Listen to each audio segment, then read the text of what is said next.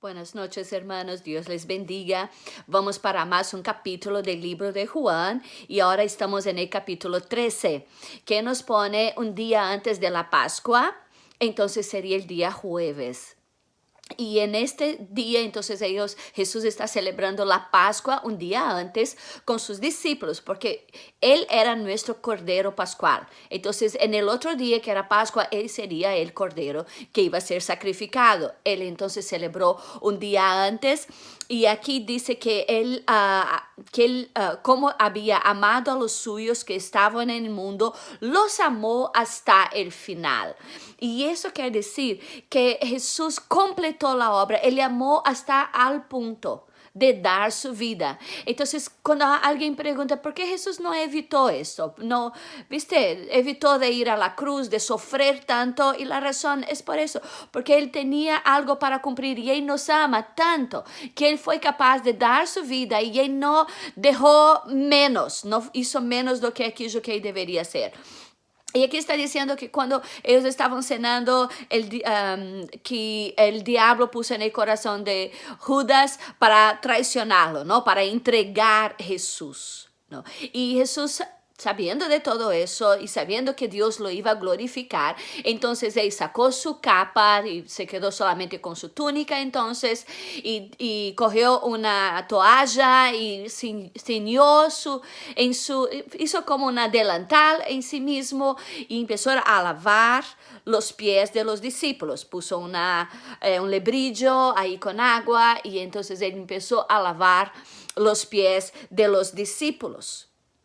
Y entonces Pedro se asombró mucho, se asustó y dijo, no, Jesús, tú me vas a lavar los pies a mí.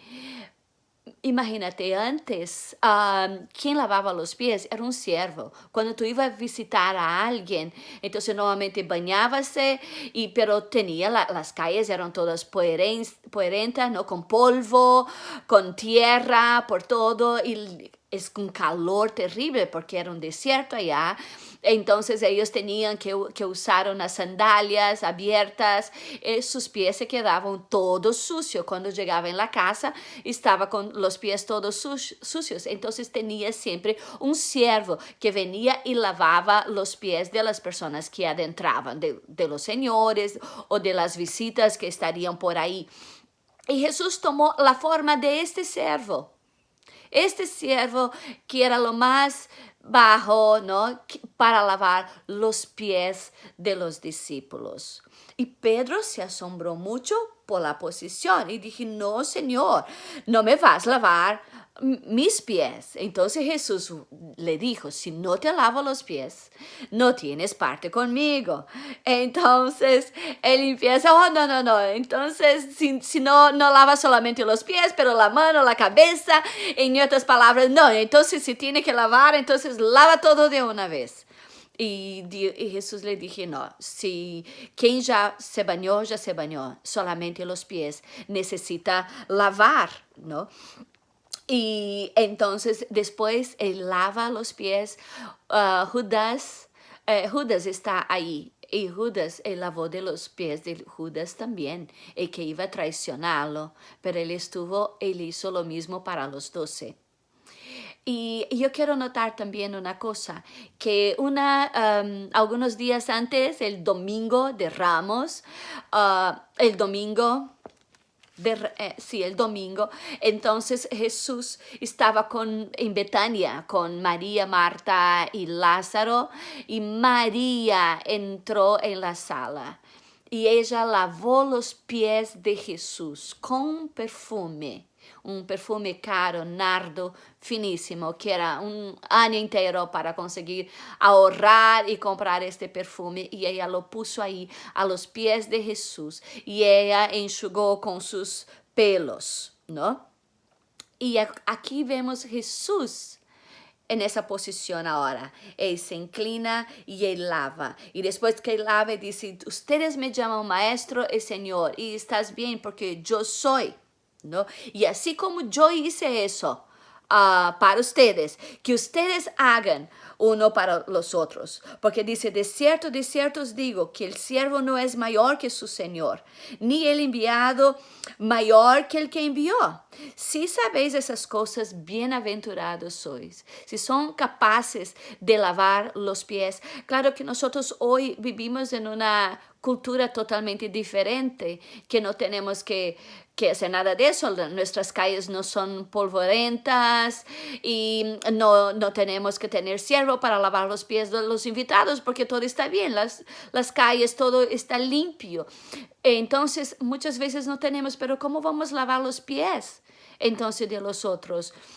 Yo pienso que hoy día tiene una connotación muy espiritual mismo. Vamos a lavar los pies cuando amamos nuestros hermanos.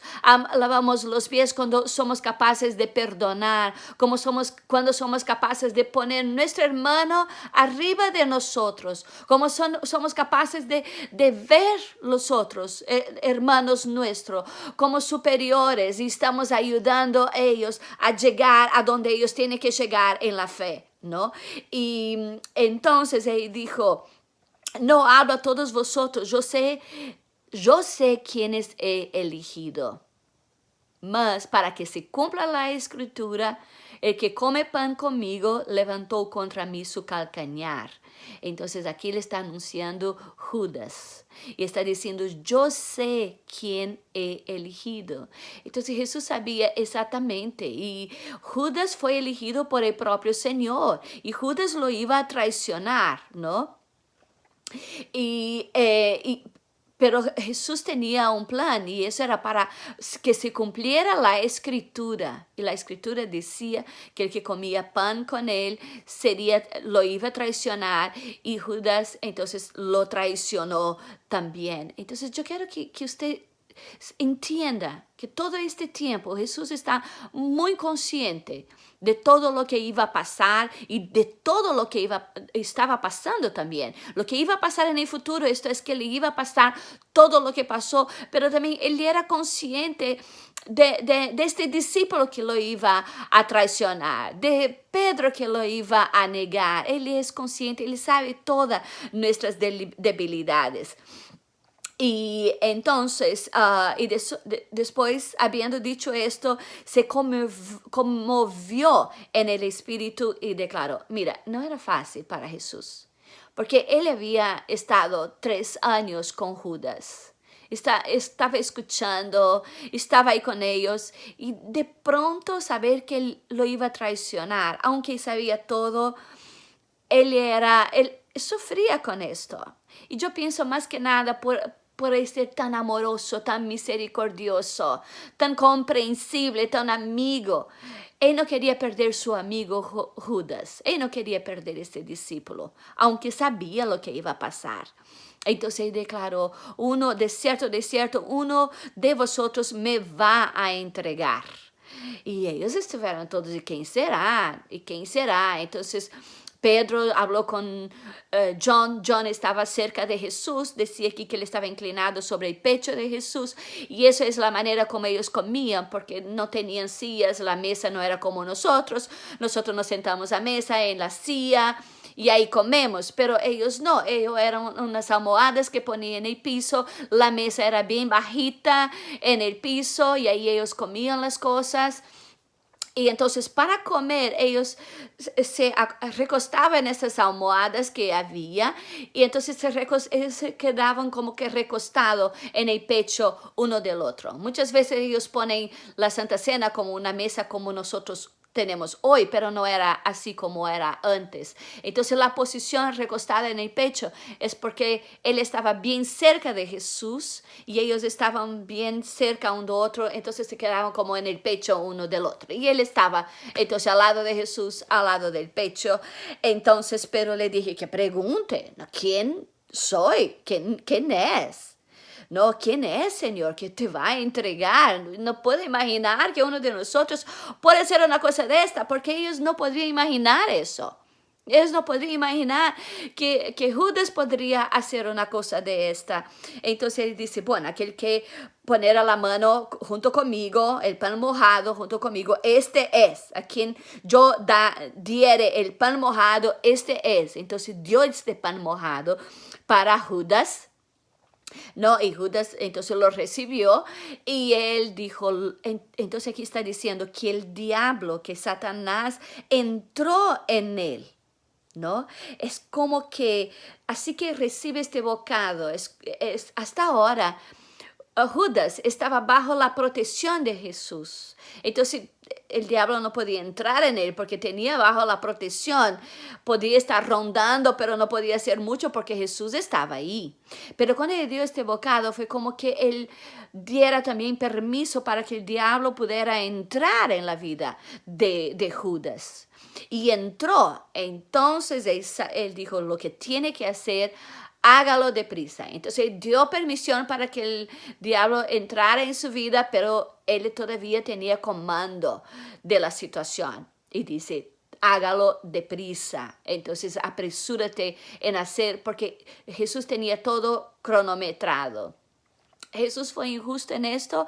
No, porque Judas dio la brecha. Él estaba buscando ya.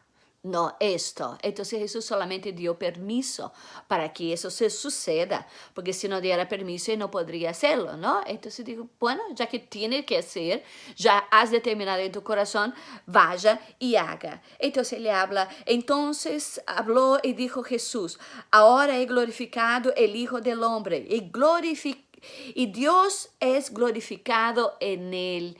¿Viste? La muerte de Jesús no es sinónimo de vergüenza, de una falla tremenda, o que Jesús falló en la cruz, fue el plan de él de salvar a humanidad no fue llevado a cabo porque él murió en la cruz.